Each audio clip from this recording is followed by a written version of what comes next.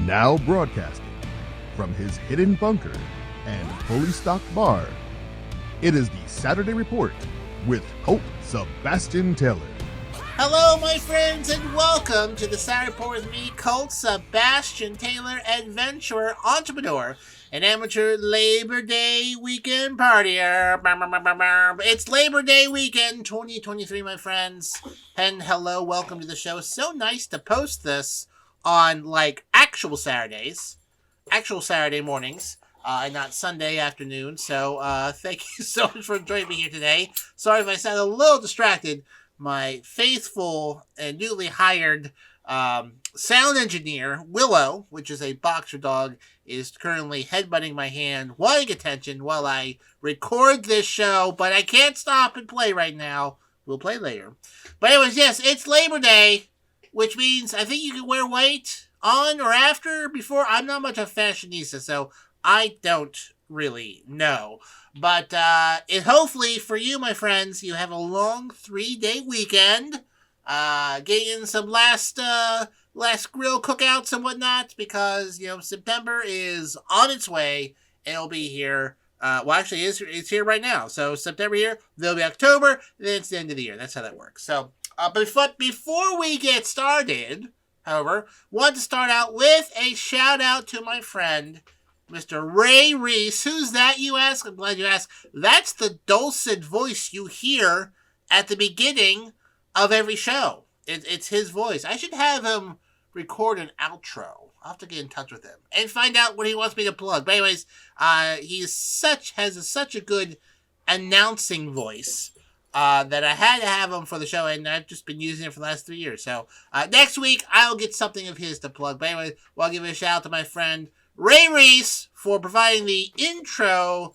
announcement that he does every week for us, or for me, at the show. So, anyways, let's get started with this week's Saturday Report.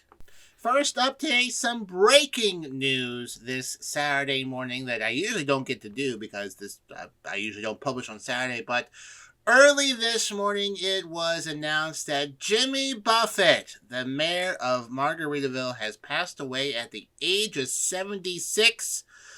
He died apparently Saturday morning, surrounded by friends, family, music, and dogs, according to an announcement posted on his website.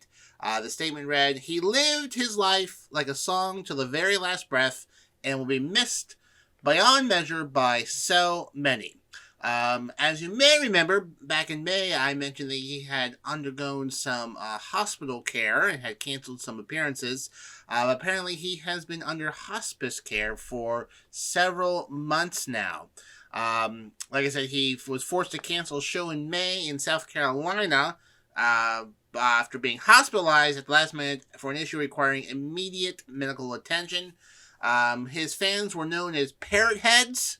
And he lived in Key West. He had a series of restaurants called Margaritaville, which is one of his most famous songs that he put out there. Other classics he has put out is such as Cheeseburger in Paradise, A Pirate Looks at 40, Fins, Changes in Latitudes, Changes in Attitudes, Why Don't We Get Drunk, and Come Monday. He often collaborated with many different people, and he also had an extended career as an extra in many, many movies and televisions from 1973 all the way up to 2022. He was a regular guest star on 7 episodes of Hawaii Five-0, the remake.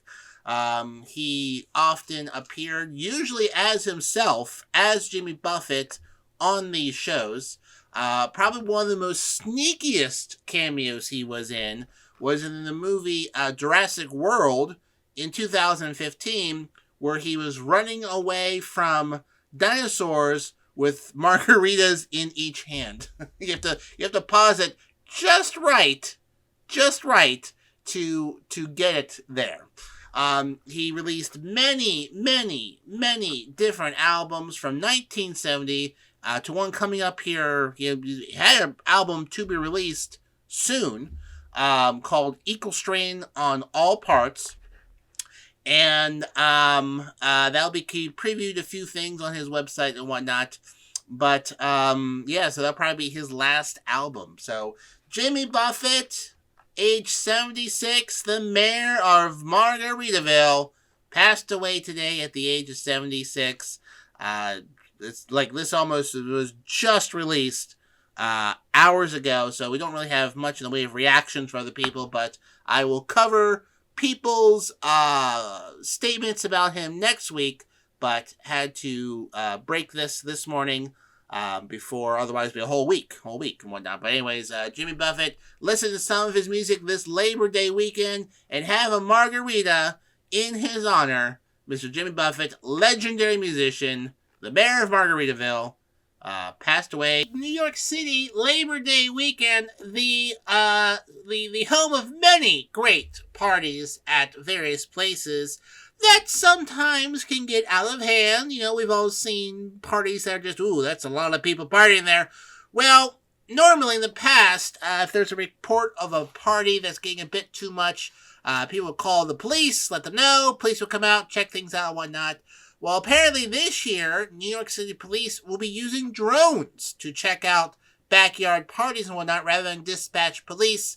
According to a press conference by Kaz Daugherty, the assistant New York police commissioner, said that, quote, if a caller states there's a large crowd, a large party in the backyard, we're going to be utilizing our assets to go up there and check out the party. Obviously, this was a bit of a problem with some privacy and civil liberty advocates, raising whether such drones violate existing laws for police surveillance. I mean, police surveil people all the time, but there's certain rules and regulations that go along with that. The idea that they just fly drones around to check out what's going on bothers a lot of people.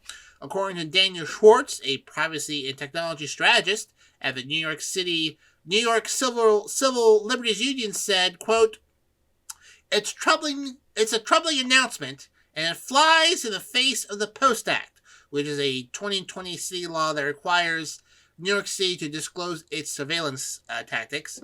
Quote, deploying drones in this way is a sci-fi inspired scenario. The move, apparently, to use drones during a security briefing focused on an annual Caribbean festival marking the end of slavery to bring thousands of revelers and heavy police presence to the streets of Brooklyn, known as Javort. Daugherty said the drones would respond to non-priority and priority calls beyond the parade route.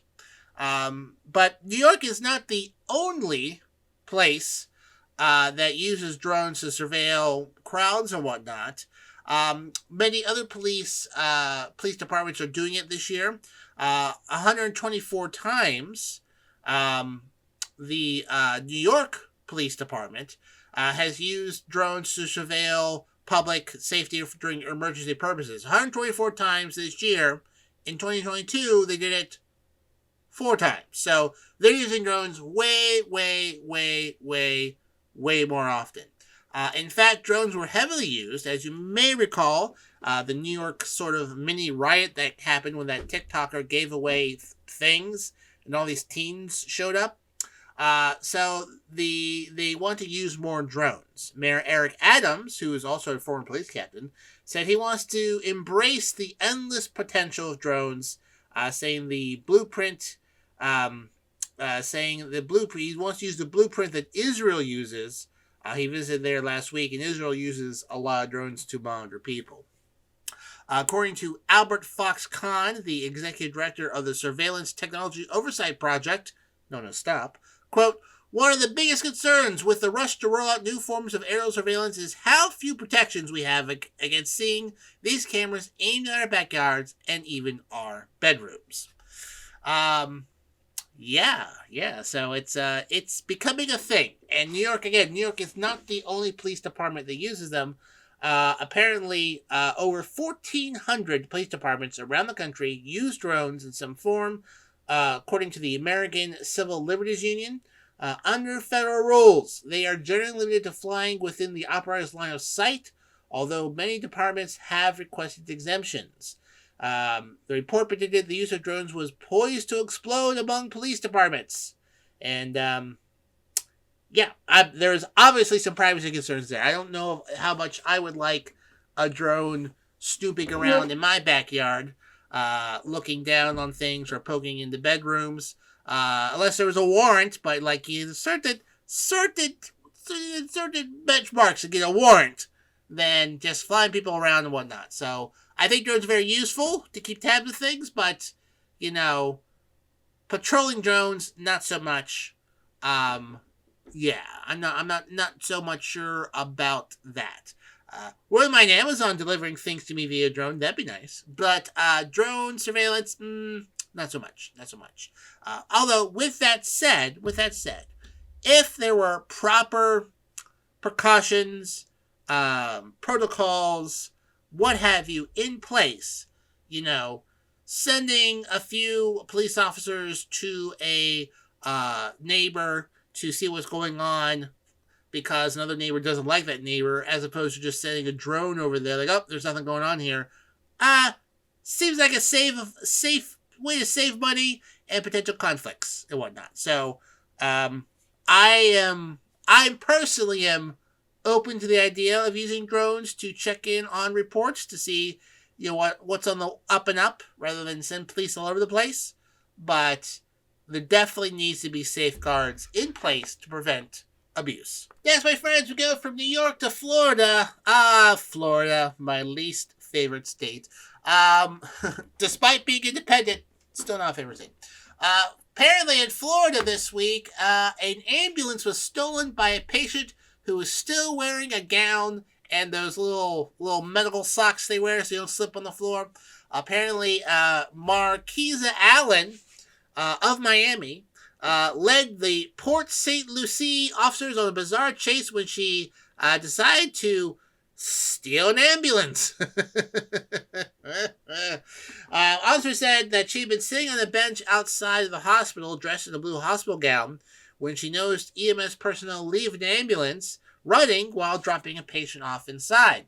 While still dressed in the gown and the matching socks, she peeled out of the hospital parking lot. I think she thought it was an unmarked van, but it also had a GPS tracker in it also, so police knew that this ambulance was stolen and exactly where it was. She apparently was quickly tracked down on the Florida Turnpike. She jumped out of the vehicle, still just wearing socks, and ran for it, but soon was tackled by Florida Highway Patrol troopers. Photos of her arrest show her, and I'm looking at the photo right now, of her seeing her gown, handcuffed, sitting on the highway, and not on the off the highway, feet still in socks. Pretty crazy. There's also video of her, apparently, sort of sitting on the bench, walking, having a blanket falls off, and then she jumps in and leaves. Weird.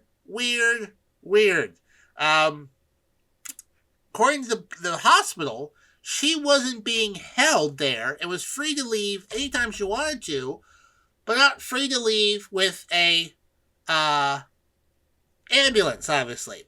Officials, according to this article, could not disclose why she was in the hospital in the first place, but point out that there is no behavioral unit at the medical center.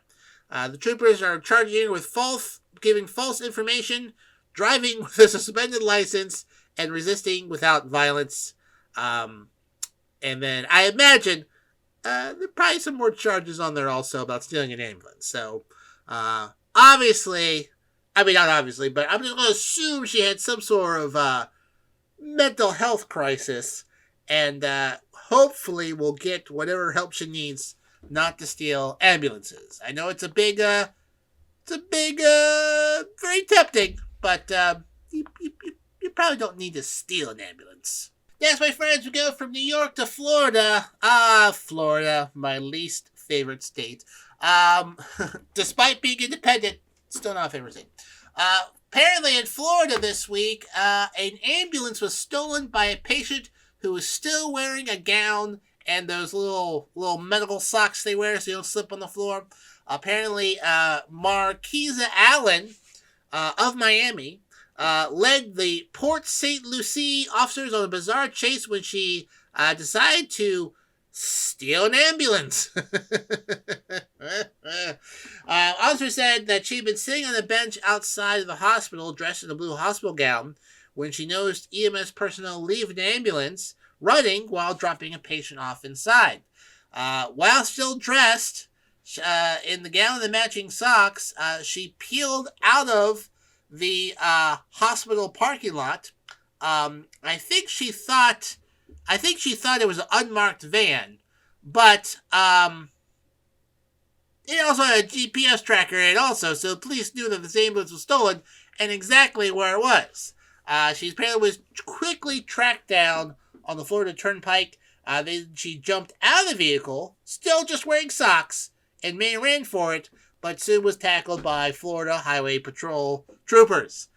Photos of her arrest show her, and I'm looking at the photo right now, of her seeing her gown, handcuffed, sitting on the highway, and off the highway, feet still in socks. Pretty crazy. There's also video of her, apparently, sort of sitting on the bench, walking, having a blanket falls off, and then she jumps in and leaves. Weird.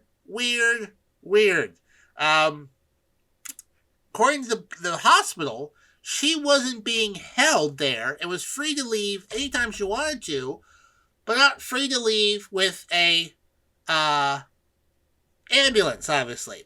Officials, according to this article, could not disclose why she was in the hospital in the first place, but point out that there is no behavioral unit at the medical center.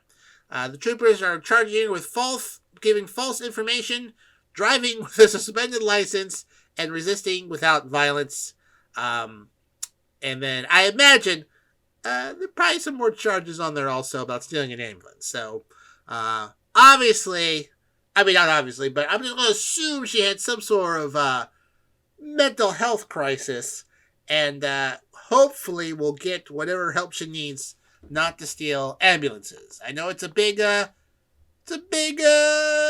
tempting, but you probably don't need to steal an ambulance. We now go to other crime, ancient crime. Well, crime involving ancient things. Apparently, a headless bronze statue, believed to be the depiction of the Roman emperor and philosopher Marcus Aurelius, was seized from the Cleveland Museum of Art by New York authorities investigating antiquities looting from Turkey. Now, listen, we've all heard stories about people stealing things from other countries and putting them in museums.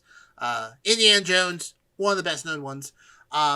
Even the guy from Hobby Lobby, that nutball, looted millions of dollars of antiques from Iraq to put in his museum before they were all seized and sent back and whatnot. So, not an uncommon thing in today's world. But this statue has been in Cleveland since 1986 and is the highlight of its collection of ancient Roman art. But it was ordered seized in an ongoing investigation into a smuggling network involving antiquities looted from the Bourbon region in southwest Turkey and trafficked through Manhattan, according to the spokesman for District Attorney Alvin Bragg. No details of the investigation are provided. It is a 76-inch statue, about almost 2 meters, dated between 180 and 200 AD, so very old, and apparently it's worth almost $20 million. According to the Plain Dealer of Cleveland, the statue was removed from view more than 2 months ago, and the museum changed its description on its website where it says, it was saying it was a statue of Marcus Aurelius, and now it just says, draped male figure. Wow, Cleveland Museum, you threw off the lead. Anyways, that's funny. Apparently, the first claims were made in 2012 by Turkey, when it released a list of nearly 24 objects in the Cleveland Museum collection that said had been looted from Turkey and other locations. And said the museum said at the time Turkey had provided no hard evidence of looting. Quote, the enduring dispute surrounding this matter has kept him separated from his hometown, according to Zeynep Boz of the Turkish Ministry of Culture and Tourism, he said of the statue. In an email statement, he said, the seizure provides a strong sense of hope, long awaited, for the rectifying of a willing wrongdoing. A spokesman for the museum said on a statement on Thursday that the museum could not comment on the Marcus Aurelius statue while it is a subject of litigation. The museum said, quote, takes provenance issues very seriously and reviews claims of objects in the collection carefully and responsibly. Apparently, the Manhattan District Attorney's Office has worked in recent years to repatriate hundreds of objects looted from countries such as Turkey, Greece, Israel, and Italy. It's unclear who might be targeted in the investigation of the statue. It was seized in Cleveland. Just for you trivia fans out there, Marcus Aurelius ruled as Roman emperor from 160 AD to 180 AD and was a Stoic philosopher whose meditations have been studied over the centuries. The seized statue shows a man, like I said, there's no head on. A man in flowing robes, one hand in front of him in a regal pose. So, yeah, a lot of things that were stolen are starting to be returned. Not everything. The British, if everything that was ever stolen from another country was returned, there would be no British history of museum history, because they took things from everywhere. But a lot of more recent things, let's say in the last 50 years or so, 50, 60, 70 years or so, they're starting to be returned. So if your grandfather poked around Italy, Turkey, the Middle East with lots of money and wrote a check for $10 to some guy for a statue that he brought home and put into your living room, it might be a cultural thing that was stolen from another country. So, best not have the police break down your door and take it back. You might want to ask, Grandma, Papa, Woogie, where exactly did you get that painting? Where exactly did you get that statue? Did you steal it from another culture? Because, can't really do that anymore. Can't really do that anymore there, Woogs. Can't be stealing stuff from other countries. My friends, if you've listened to this program long enough, you know a bit of a history nerd, D&D nerd, and just a nerd all around. Well, hey, if you're a nerd as well, there's a great place for you to pop onto Discord called the Nerd Herd. They want you to join them. And who are they? Well, what do? Well, they do a whole bunch of nerdy things. So join them for, weekly games, monthly gatherings. If you are looking for somewhere to meet people and nerd out, they have you covered. They've been around for a few years, have some amazing people. I'm there, so I'm pretty amazing. And have built a great community of adults. So if you are 21 plus, 40 plus, whatever, it's the place for you. So check out the link. I've posted below here, or if you're listening, you can write it down, discord.gg /nerd-herd. Easy to click on the link. But check them out. Tell them that Colt Sebastian Taylor sent you. You won't get anything, but, if you tag me out, I will say hello to you as well. So check out the Nerd Herd, you nerds. Next, my friends, we go to Tennessee. My friends. And for a world record, what, you ask? Horrible GOP supermajority legislative actions? No, my friends. Mullets, that's right. The world's longest mullet was officially confirmed by the Guinness World Book of Records. Tammy Manis earned the female version of a mullet length record known as a femmullet, yes. 5 feet 8 inches long. That is a long mullet. That is as tall as I am, maybe taller. Crazy. She has not cut off the hair in the back of her head since 1990. So that's 30 years. 30 years of hair there. Watches it, obviously, but 30 years. Mana said that she keeps the front sides of the hair short, but hasn't cut the back since February 9th, 1990. She said she grew a mullet when she was young, inspired by a Girl Until Tuesday's Voices Carry video, and immediately regretted cutting off in 1989. Quote, the weirdest thing I find is that people remember me from years ago. I've had people recognize me 20 years ago because I've kept the same hairstyle. So Maris took second place in a femullet category in the 2020 U.S. Mullet Championships. That's a thing. And that's basically, I guess, mostly aesthetic, not length. Earning her $300. That's quite a prize for a mullet. She says she learned shortly after the contest that the Guinness World Records had opened a category for longest competitive mullet. She said the application process was long and involved, but all worth it when the certificate showed up at her home. Quote, when I opened it, I thought, this is amazing.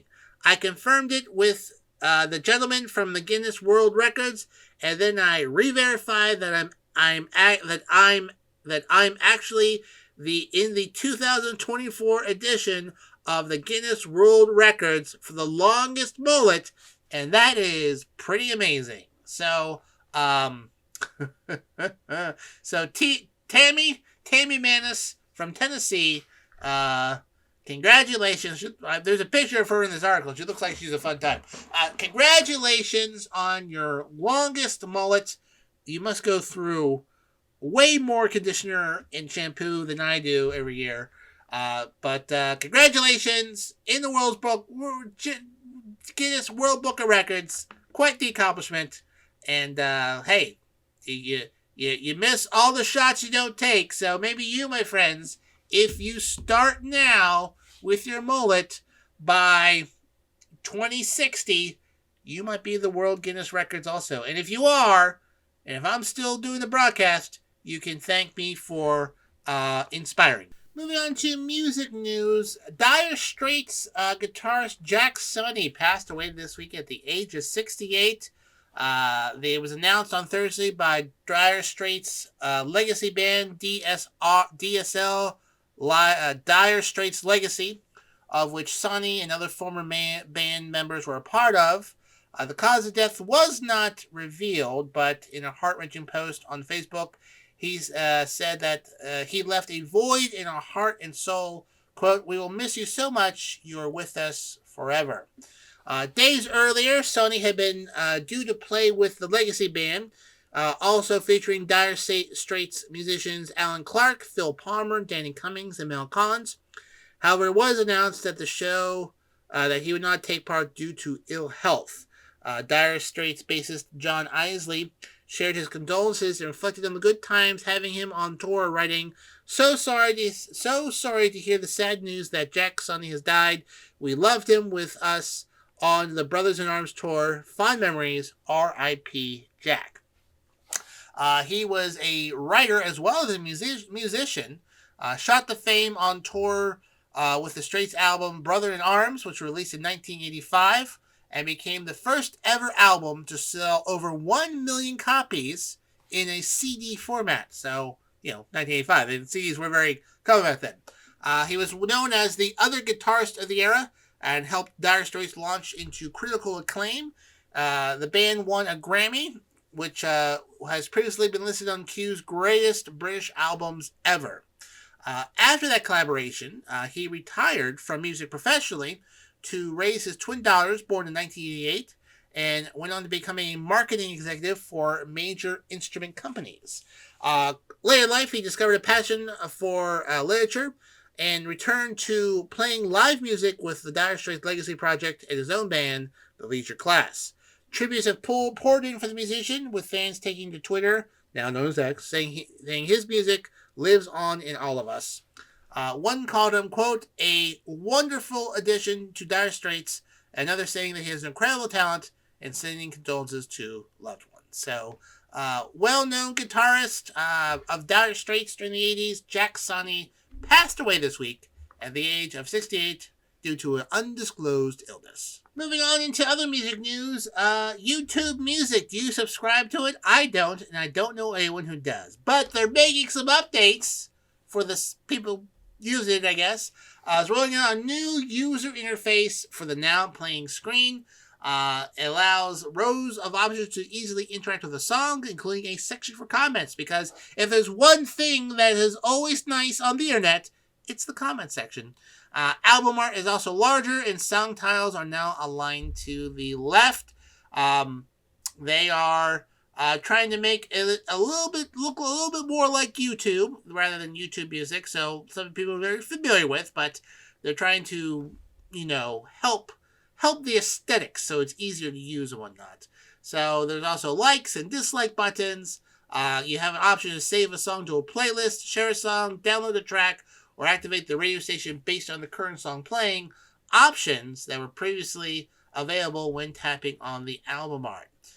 But apparently the most interesting change is that the new menu includes comments, which allows listeners to add a comment straight from YouTube Music or view other comments left from the main YouTube service. So YouTube Music, for those that don't know it, is a music service. So instead of looking for videos, it only plays songs. These songs have album art, etc., but they're still playing the same thing. You can play the same thing on YouTube, but it's video, but YouTube Music, it's just playing music. So I guess it's a thing.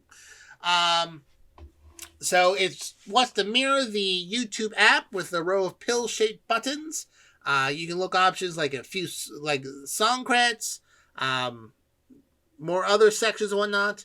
Other changes YouTube Music has recently made include Samples tab for discovering new songs with a TikTok-like user interface, and an addition of live lyrics and whatnot. So we'll put up lyrics and whatnot. So if you have YouTube Music on Android or Apple, you should start to see these changes pop up soon on your end. Will I be using it anytime soon? No, because I don't have YouTube Music. I have YouTube Music. I have Sirius. That's all I need. But I'm not on there yet. But I should be. Just saying. Anyways, check it out. If you have something to say about it, send me a tweet. Moving along to entertainment news. True Detective, an HBO show that surprisingly is in its 4th season. First one apparently was amazing. Second one was okay. Third one was kind of confusing. But now there's the 4th season. But doing well enough to keep doing it, I guess. Never seen a full episode. But the 4th season is now being delayed until next year, according to HBO, who quietly moved the premiere from this fall to January. This season is known as True Detective Night Country. Takes place in Alaska, okay? And starring Jodie Foster and Kylie Reese. It was supposed to debut later this year. It is included in the sizzle reel of Max, which is HBO's streaming service called Max. 2023 programming slate with a teaser trailer saying it was coming this year, but it's now coming in 2024. Not the first project that's been pushed back. In fact, many new debuts have been pushed back into the next year. Why, you ask? Because of writer and actor strikes going on in Hollywood. Well, if it's done, why can't they just show it? Excellent question. Well, part of the strike is that not only are these folks refusing to work on projects, but strike rules say they cannot promote their things. Yeah, so even if they were to debut it in the fall, none of the actors or none of the writers would or are allowed to go on TV to promote it, which, is a big part of promotion, is having the actors and the writers talk about the show on various shows and whatnot. Now, you may have seen things lately of people promoting their things. Like Adam Driver is in a movie called Ferrari. But you could do that if the production agrees to the demands of these unions. So the union, they're on strike because movie companies won't agree to a variety of things. Like a cornucopia of things they do not agree to. Things that I've gone through the lists are kind of bad. Like why you make billions of dollars, you can't do this.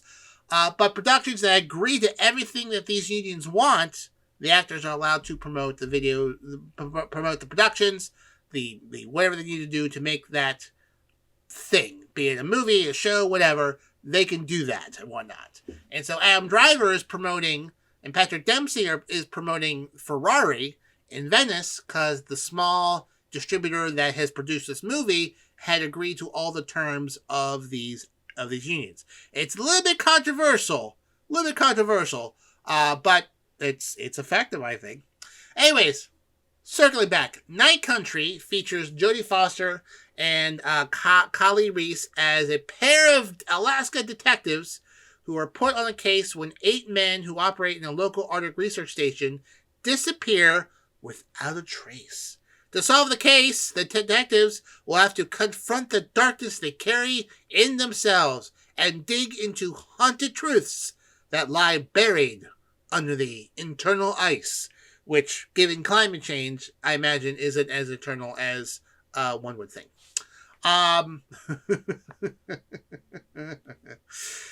Anyways, True Detective last aired in 2019, so that's 4 years ago, with Stephen Dorff and Mashara Ali in it. So anyways, been a while. We want to get out this year, but you'll have to wait till next year for True Detective Season 4, Night Country. Ooh, Night Country. Next up, my friends, we go to Nebraska, where, it's cattle country. People raise cattle there, and people transport cattle there. But normally, people transport cattle in, hitches, little cattle in trucks and whatnot. They'll truck cattle around. Well, police pulled over a 1996 Ford Crown Victoria with a full-sized bull riding shotgun. Now, you're saying to yourself, Colt, a full-sized bull riding shotgun in a 1996 Ford Crown Royal must be a baby, because a full-size bull wouldn't fit in a car. You're right, folks.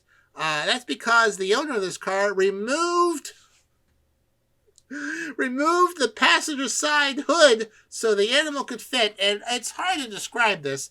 Imagine a big bull. This is like a full-size bull with huge horns. I think it's like a Japanese something or other bull, basically sitting in a passenger sidecar bucket and whatnot. And this car has also horns on the front of the car, and the bull's just hanging out there on the side, driving around. The bull's name is Howdy Doody. It's Howdy Doody.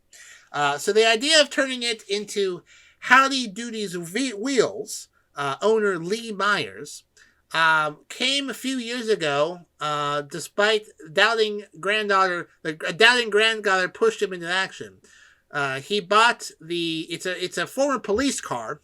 He bought it and he said, "It's a solid car." So I went on and purchased up and beefed up the frame that was under it, and the suspension, the tires, and the floor, and cut the top off, and we're good to go. Go figure. He continued to say, "I thought about it. I talked about it with one of my granddaughters and said it was a bad idea and I shouldn't do it. So I had to show her that Grandpa could do it. It might have been a bad idea, but I did it anyways."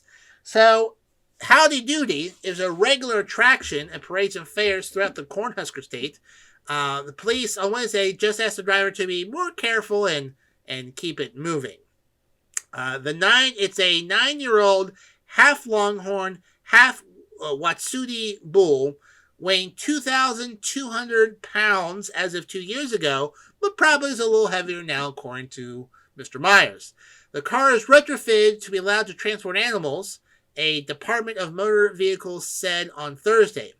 Approval and enforcement of those auto refits fall under the responsibility of the Nebraska State Patrol, the DMV attorney said. A representative of the agency could not be immediately reached for comment, apparently.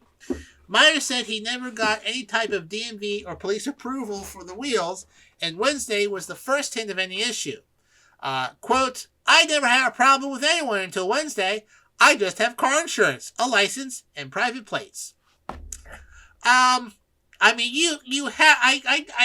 feel like I can't visually tell you what this looks like, because this looks like It looks like a car with like a surface to air bull attached to it. There's like a yellow thing on the side, kind of like the gate. I guess he turned the door into a gate, and the bull just sort of sits there in open air, flying down the highway. I mean, I guess he probably doesn't go like on the highways, but probably gets a little bit of speed. And I don't know. It must be a very well-behaved bull, because it seems like that would be terrifying to fly down a highway, penned in there, and just, in a car. And then the guy is off to the side driving, obviously. There's not an open area between the car and him. He's got like a little wall. And he has a big old bull there. And the thing is huge. The thing is about a third to half the size of the car. It probably adds like another 3 feet to the height of the car. It's massive. Hilarious, though. Deciding to buy a foreign police car and make it into a bull transportation vehicle for howdy doody, just to prove your granddaughter that grandpa can do it if he puts his mind to it, is as American as it comes.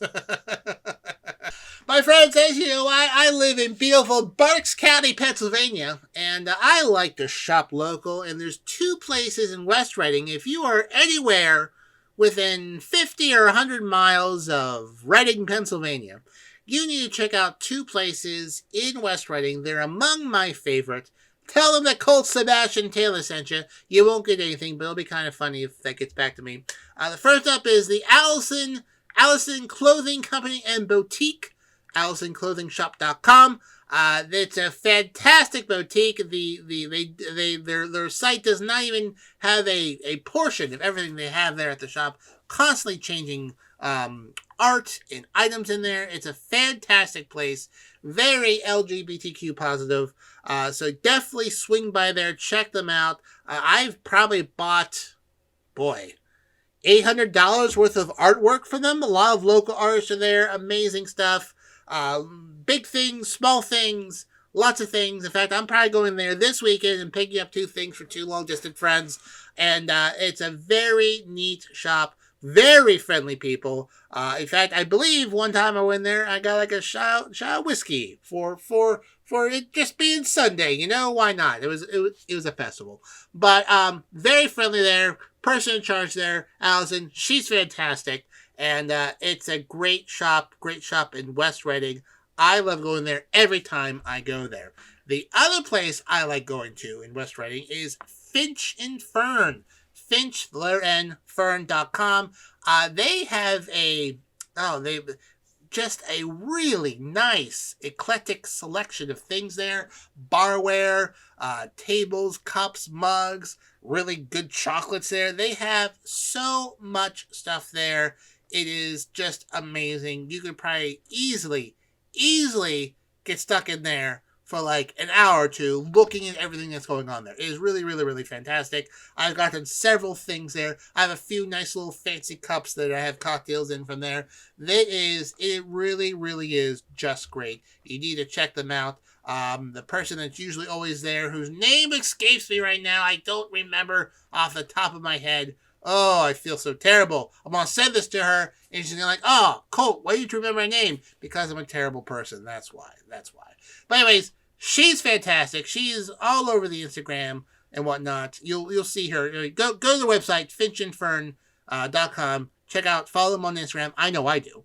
And it is just an amazing collection of stuff. So much great home decor. You will be like, wow, I might spend too much money here. But that's false. You can never spend too much money there. You spend just the right amount. So, my friends, if you are in West Reading, Pennsylvania, check out, along the main drag, finchandfern.com, Finch and Fern, and then also the Allison Clothing Company and Boutique, AllisonClothingShop.com. Check them out. They're both fantastic folks to support. If I had more time today, if I was recording the show, I'd go see them today because I want to pick up some things. But I'm going to see them this Labor Day weekend. But if you're in the area, be sure to check them out. They really are great, great businesses, great people running them, and they will be always a smile when I go in there. Now go to music and entertainment news. Coming this fall, there is a new Exorcist movie, Exorcist Believer, but they've had to move the opening date of the movie. The opening date of the movie was supposed to be October 13th. However, Taylor Swift strikes again. Taylor Swift is releasing a tour film, Eras tour film, so it's not uncommon for tours to release a film showing the concert, or doing recording a live concert and showing some behind the scenes things and then releasing the film. What's unusual about this is most of those happen after the tour is done. This tour is technically only halfway done, and they're decided to put out the video. It's been a wildly successful tour, so much so that it has impacted local and national GDP of nations, and hotels in areas have seen a noticeable increase in sales when Taylor Swift rolls into town. Well, the producers of the Exorcist sequel, Jason Blum, or Blum, I'll say Blum, didn't want that movie released the same day as this movie, and so he announced on Instagram, quote, "Look what you made me do." That's a Taylor Swift song. "The Exorcist Believer moves to 10/6/23, hashtag Taylor wins," referencing the Reputation fan favorite, which is I guess a Taylor Swift thing. Swift announced the Eras Tour film on Thursday alongside with a trailer featuring footage from the singer's show at SoFi Stadium in Los Angeles. Quote, "The Eras Tour has been the most meaningful, electric experience of my life so far. I'm overjoyed to tell you that I'm coming to the big screen soon. Starting October 13th, you'll be able to experience the concert film in theaters in North America. Tickets are on sale now at AMC Theaters. Eras attire, friendship bracelets, singing and dancing encouraged. 123 LBG." The Eras Tour is only halfway done. Has already been one of the biggest tours of all time. The hype was astronomical from the moment Swift announced the trek, her first since 2018 and 2022, and her latest album, Midnights. Seriously, apparently when these dates were announced, several people posted online that they rescheduled their wedding to attend a Taylor Swift concert. Crazy. Tickets to the film tour are $19.89 for adults, $13.13 for children and seniors. She also encouraged fans to dress up and exchange bracelets for the film experience that's just like the tour. Apparently, I have not been to an Eras tour. Sounds amazing, but I'm not a large groups of people type of person.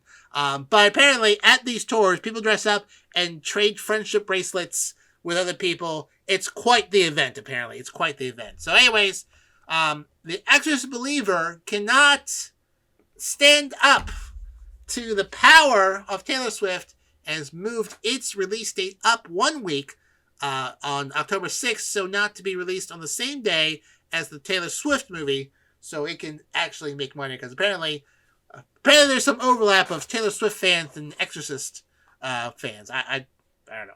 But anyways, that's pretty funny that once again Taylor Swift has struck again and has has forced the move or premiere. I wonder if other movies, there has to be no movies premiering that week. I mean, anyone who wants to make money off their movie, they have to be moving it back a week so they don't clash with the Taylor Swift concert film. In other music news, Dolly Parton had to turn down tea with the Princess of Wales, Kate Middleton, on a recent trip to London. She spoke to BBC Radio 2 in an interview that aired last week, where she lamented about how little time she had to enjoy the sights and see the people while in London for work promoting her album. She said during the interview, quote, I even got invited to have tea with Kate, and I felt bad I couldn't even go. Saying that her team had all this stuff set up while she was in town for promoting her upcoming rock album, Rockstar. She went on to joke, and I thought this was pretty funny, that was very sweet and nice, but she wasn't going to promote my rock album, so I had to say no. But I hope she hears it, though, she said with a laugh. The country star has had a very busy year promoting a hotly anticipated album, featuring collaborations with Paul McCartney, Ringo Starr, Elton John, Debbie Harry, and Stevie Nicks. It is her first foray first attempt into rock music. The concept of the album was inspired by her 2022 introduction to the Rock and Roll Hall of Fame. The honor she notoriously, but politely, tried to decline at first, saying a statement on her social media at the time that she didn't feel she had earned the right. But I think she was inducted, though. She didn't think she earned the right to be in the Rock Hall of Fame, but I think she is in there. She's not the first time, however, she had brushed with British royalty. She had the honor of meeting Queen Elizabeth II when she performed at the Silver Jubilee in 1977. She does hope that she can have tea with Princess Kate in the future, the next time she is in London, saying, quote, "One of these days, I'm going to be able to get to do that. Wouldn't that have been a great treat?" Rockstar, the album, will be released globally on November 17th.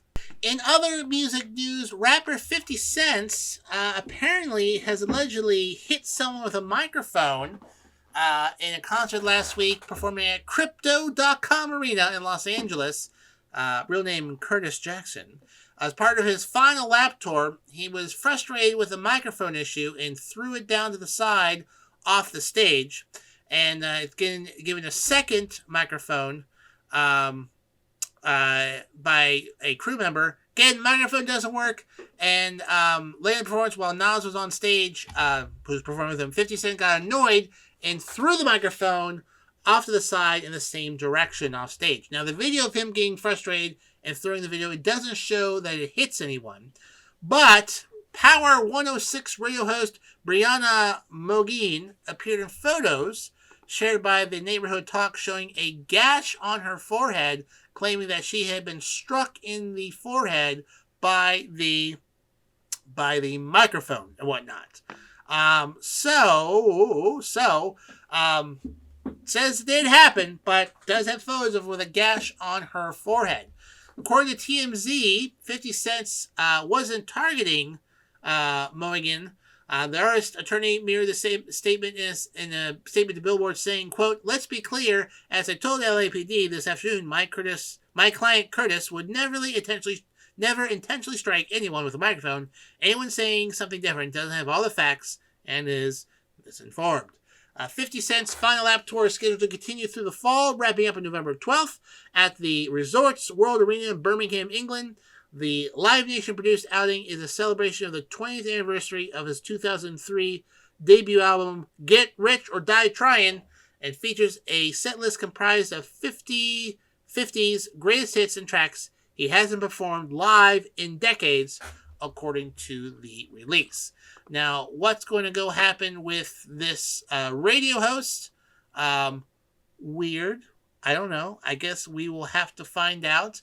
We'll need a bit of evidence. I'm sure the insurance folks will probably pay her off and whatnot. But, 50 Cent, need to be a little more careful. Tossing mics across stage because it just might hit someone in the forehead. Well, my friends, before I depart this Labor Day Saturday, let me tell you about a social media management company that I use for all my social media needs. They're called Social Bee. They're fantastic folks. It lets you manage your social media profiles all from one place, like Facebook, Twitter, LinkedIn, Instagram, Pinterest, Google My Business, and TikTok. They're probably working on a few others. They use integrations such as Giftly, Unsplash, and Canva. You can structure your content into categories to obtain a solid and balanced mix. Connect an RSS feed from any blog to import content automatically. You can customize posts for all your social media networks because each one's a little bit different. You can automatically generate hashtags, which I do all the time. Recycle evergreen posts. Set up a posting schedule for all of your profiles. And then also have multiple workplaces and team collaboration features, as well as track the performance of your links through link shortening integrations. And of course, analytics, because everyone needs analytics. So go to socialbee.io, no password, no code, no credit card needed. Check it out for 14 days for free, and then you can decide whether you want to use them. I think you will, because I do. They're fantastic. Check out socialbee.io. Well, my friends, that just about wraps up this week's Saturday Reports. Me, Colt Sebastian Taylor. Thank you so much for visiting me here today and listening. Enjoy always putting together a show for all of you. You can find me on a variety of social media channels, such as the Twitter, the Instagram, the Facebook, the Counter Social at Colt S. Taylor. I'm also on Cameo. I did 2 videos this week for people. So, that's fantastic. At cameo.com/Colt S. Taylor. And you can also, I haven't been on Twitch in many, many months. Twitch.tv/Colt S. Taylor. But maybe I'll do that again soon. Got Baldur's Gate 3. Love myself some Baldur's Gate 3. And maybe I'll do that soon. But anyways, check those out. Of course, ColtSebastianTaylor.com. And of course, where you're listening to this, Anchor.fm/Colt S. Taylor. Subscribe and get alerted when I post new episodes. And I also post these on YouTube, my YouTube channel. Well, that's YouTube/Colt S. Taylor as well. You can watch the video version of the podcast, which is just a picture of me and then me talking. So wherever you want to listen to it, you can. Maybe YouTube Music. Maybe you can do that. I don't really know. Anyways, until next week, my friends, I'm of course your friend, the one, the only, Colt Sebastian Taylor. And I'll see you later.